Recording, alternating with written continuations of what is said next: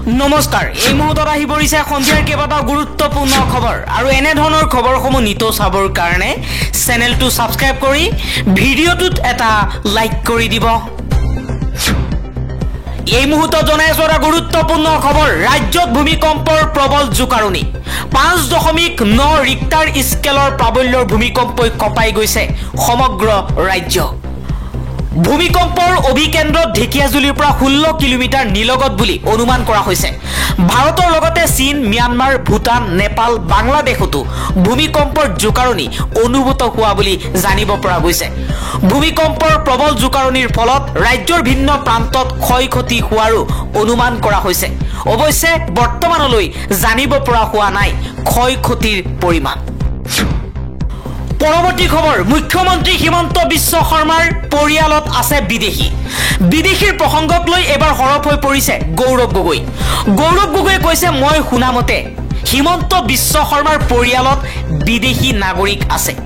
মুখ্যমন্ত্ৰীৰ পৰিয়ালত কোন বিদেশী আছে তেও তথ্য ৰাজহুৱা কৰক ৰাইজে জানিব বিচাৰে বহু অসমীয়া এতিয়াও বিদেশত আছে ভাৰতীয় নাগৰিকত্ব গ্ৰহণ কৰিছে কিন্তু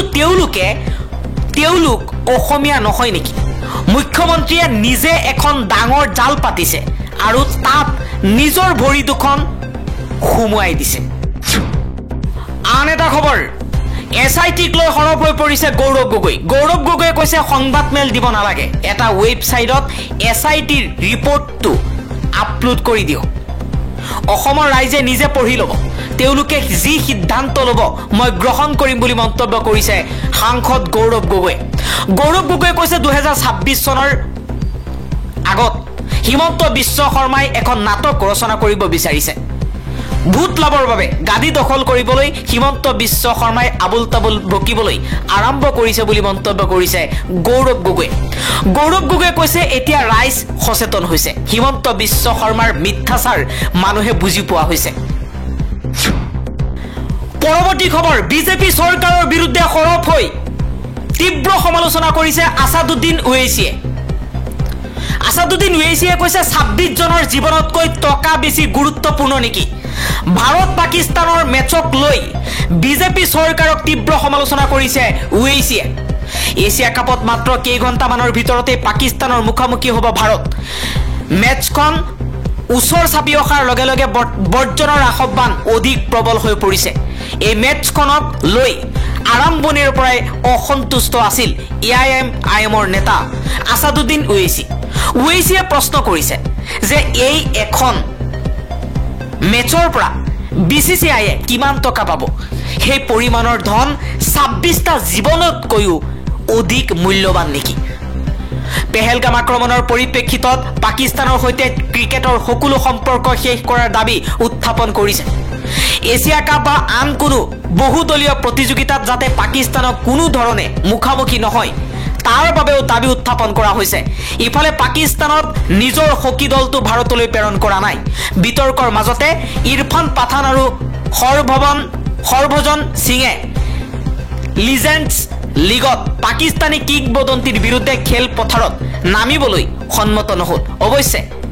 সেই সকলোবোৰ আওকাণ কৰি বিসিসিআইয়ে এছিয়া কাপত পাকিস্তানৰ বিৰুদ্ধে এটা দল খেলিবলৈ ওলাইছে আন এটা খবৰ প্ৰধানমন্ত্ৰী নৰেন্দ্ৰ মোদীক চাৰিওফালৰ পৰা সমালোচনা কৰে এইবাৰ সমালোচনাক লৈ প্ৰধানমন্ত্ৰী মোদীয়ে ক'লে মই ভগৱান শিৱৰ ভক্ত সকলো বিষ পান কৰোঁ কংগ্ৰেছে আমাৰ সেনাৰ পৰিৱৰ্তে সন্ত্ৰাসবাদক সমৰ্থন কৰা সকলৰ বাবে সহানুভূতি প্ৰদৰ্শন কৰি আহিছে পাকিস্তানৰ মিছা কথা কংগ্ৰেছৰ এজেণ্ডা হৈ পৰিছে সেয়েহে ৰাইজক কংগ্ৰেছৰ প্ৰতি সদায় সতৰ্ক হৈ থাকিবলৈ আহ্বান জনাইছে মোদীয়ে উত্তৰ পূব অভিযানত নামিছে প্ৰধানমন্ত্ৰী নৰেন্দ্ৰ মোদী অসমত তেওঁ 18,530 কোটিৰো অধিক মূল্যৰ বৃহৎ আন্তঃগাঁথনি আৰু উদ্যোগ উন্নয়ন প্ৰকল্পৰ উদ্বোধন আৰু আধাৰশিলা স্থাপন কৰিছে ৰাজ্যখনৰ দৰঙত এখন ৰাজহুৱা সভাত ভাষণ দি প্ৰধানমন্ত্ৰী মোদীয়ে কৈছে যে তেওঁ ভগৱান শিৱৰ ভক্ত আৰু শত্ৰুৱে দিয়া সকলো বিষ গিলি পেলাও দৰাচলতে কংগ্ৰেছক লক্ষ্য কৰি লৈ এই মন্তব্য কৰিছে প্ৰধানমন্ত্ৰী মোদীয়ে প্ৰধানমন্ত্ৰী মোদীয়ে কৈছে যেতিয়া কংগ্ৰেছ ক্ষমতাত আছিল তেতিয়া সন্ত্ৰাসবাদৰ বাবে সমগ্ৰ দেশ ৰক্তক্ষৰণ হৈছিল আৰু কংগ্ৰেছ মনে মনে আছিল আজি আমাৰ সেনাই অপাৰেচন সিন্দুৰ চলাই আছে পাকিস্তানৰ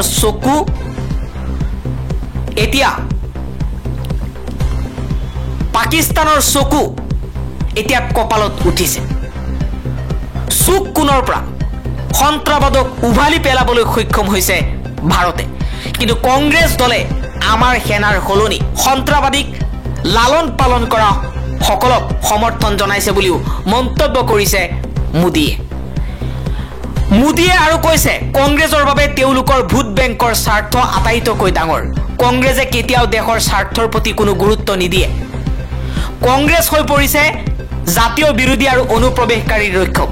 কংগ্ৰেছে ক্ষমতাত থকাৰ সময়ত অনুপ্ৰৱেশক উৎসাহিত কৰিছিল আৰু আজি কংগ্ৰেছে বিচাৰে যে অনুপ্ৰৱেশকাৰীসকলে ভাৰতত চিৰদিনৰ বাবে বসতি স্থাপন কৰক আৰু ভাৰতৰ ভৱিষ্যত অনুপ্ৰৱেশকাৰীয়ে নিৰ্ধাৰণ কৰক প্ৰধানমন্ত্ৰী মোদীয়ে কৈছে কংগ্ৰেছে অসমত দশক শাসন কৰিছিল তথাপিও তেওঁলোকে 60 পৰা 65 বছৰত ব্ৰহ্মপুত্ৰ নদীত মাত্ৰ 3খন দলং নিৰ্মাণ কৰিছিল ইয়াৰ বিপৰীতে যেতিয়া আপোনালোকে আমাক সুযোগ দিলে বিজেপিক সুযোগ দিলে আমি মাত্ৰ এটা দশকতে 6খন নতুন দলং নিৰ্মাণ কৰিলো আমাৰ এই প্ৰচেষ্টাৰ শলাগ লোৱা আৰু আমাক সহায় আগবঢ়োৱাটো স্বাভাৱিক মাত্ৰ 9 দিনৰ ভিতৰত নৱৰাত্ৰিৰ প্ৰথম দিনটোত জিএসটিৰ হাৰ যথেষ্ট হ্ৰাস পাব যাৰ ফলত দেশৰ জনসাধাৰণ লাভৱান হ'ব ইফালে বিৰোধীয়ে বাৰে বাৰে প্ৰধানমন্ত্ৰীৰ মাতৃক অপমান কৰা কথা উল্লেখ কৰি তেওঁ কয় মোক যিমানেই গালিগালাজ নকৰক কিয় মই ভগৱান শিৱৰ ভক্ত মই সকলো বিষ পান কৰোঁ কিন্তু যেতিয়া আন কাৰোবাক অপমান কৰা হয় তেতিয়া মই সহ্য কৰিব নোৱাৰো আন এটা খবৰ হিমন্ত বিশ্ব শৰ্মাই ৰাজ্যৰ মূল বিষয়বস্তুৰ পৰা সাধাৰণ নাগৰিকৰ দৃষ্টি আঁতৰাই ৰাখিবলৈ চেষ্টা চলাইছে হিমন্ত বিশ্ব শৰ্মাৰ চৰকাৰৰ দুৰ্নীতি আৰু ভ্ৰষ্টাচাৰবোৰ তল পেলাবৰ বাবেই এতিয়া সাম্প্ৰদায়িক আৰু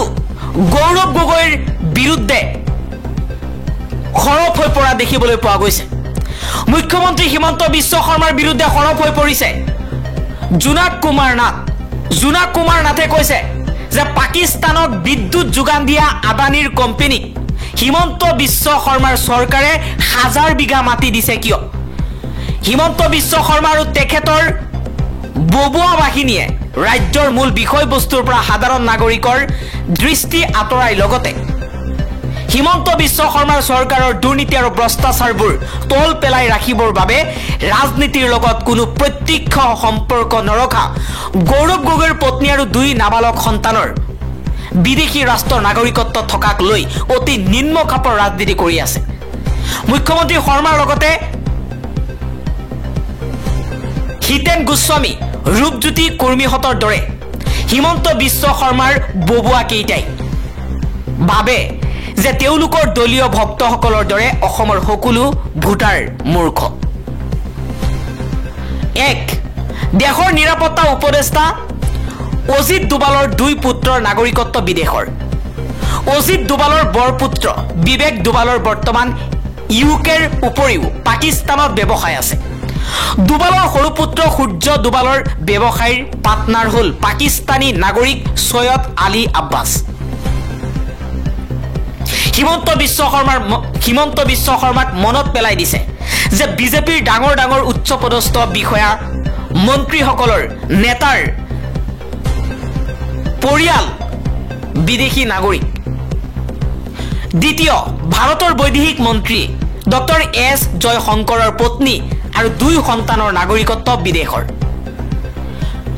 এই দুটা মাথো উদাহৰণহে বিজেপি আৰু এনডিএ চৰকাৰৰ শীৰ্ষ পদবীত থকা এনে অলেখ ব্যক্তি আছে যি তালিকা বহু দীঘলীয়া আমি মাথো অজিত ডোভাল আৰু জয়শংকৰৰ প্ৰসংগ এই কাৰণেই উল্লেখ কৰিলো যে দুয়োজন ৰাষ্ট্ৰৰ অতি প্ৰভাৱশালী পদত আছে এতিয়া আহক হিমন্ত বিশ্ব শৰ্মাৰ গড ফাদাৰ অমিত শ্বাহৰ মালিক গৌতম আদানীৰ প্ৰসংগক লৈ গৌতম আদানীয়ে 2014 চনত গুজৰাটত স্থাপন কৰা 10,000 মেগাৱাট কুটছ পাৱাৰ জেনেৰেশ্যন কোম্পানীত উৎপাদিত বিদ্যুৎ তেতিয়াৰ পৰা আজিৰ তাৰিখলৈকে পাকিস্তান চৰকাৰক যোগান দি আহিছে। গুৰুত্বপূৰ্ণ কথা হ'ল পাকিস্তানী সন্ত্ৰাসবাদীয়ে উৰি পুলৱামা পেহেলগাম অঞ্চলত ভাৰতীয় সেনা আৰু নাগৰিকৰ ওপৰত আক্ৰমণ চলোৱাৰ পিছত পাকিস্তানৰ বিৰুদ্ধে ভাৰতত প্ৰতিবাদৰ জোৱাৰ উঠিছে যদিও এটা মুহূৰ্তৰ বাবেও আদানীৰ কোম্পানীয়ে কিন্তু পাকিস্তানলৈ বিদ্যুৎ যোগান বন্ধ কৰা নাই। আজিৰ তাৰিখটো পাকিস্তানলৈ